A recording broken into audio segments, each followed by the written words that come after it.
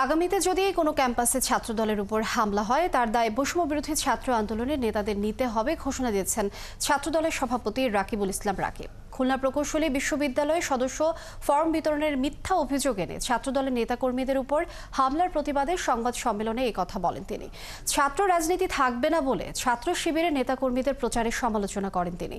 ছাত্র শিবির বৈষম্য বিরোধী ছাত্র আন্দোলনের নেতাকর্মীরা রাজনীতি করতে পারলে ছাত্রদল কেন পারবে না সে প্রশ্ন রাখেন তিনি।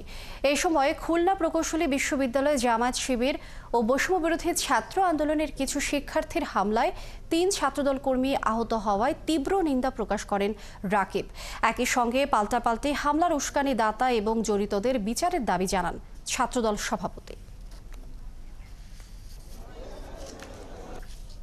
যেভাবে আমাদের একজন যুবদলের একজনকে চিহ্নিত করা গেছে, তাকে সংগঠন থেকে বহিষ্কার করা হয়েছে, কিন্তু আজকে এখন পর্যন্ত এই যে ভিডিওটি অলরেডি সামাজিক যোগাযোগ মাধ্যমে সয়লাভ হয়েছে, সেখানে স্পষ্টভাবে বৈষম্য ছাত্র আহ্বায়কের যে ভূমিকা, অপরাপর নেতৃবৃন্দের যে ভূমিকা, তাদের বিষয়ে এখন পর্যন্ত আমরা বৈষম্য বিরোধী ছাত্র কেন্দ্রীয় কমিটি তাদের কোনো প্রকার কোনো বক্তব্য পাচ্ছে না। অর্থাৎ তারা ডেমোক্রেসিতে বিশ্বাস করে কিনা, তারা এই ধরনের হামলা এবং পরবর্তীতে বাংলাদেশের কোনো শিক্ষা প্রতিষ্ঠানে যদি এই ধরনের হামলার ঘটনা ঘটে, পুরোপুরি দায় এই বৈষম্য ছাত্রদেরকে বহন করতে হবে।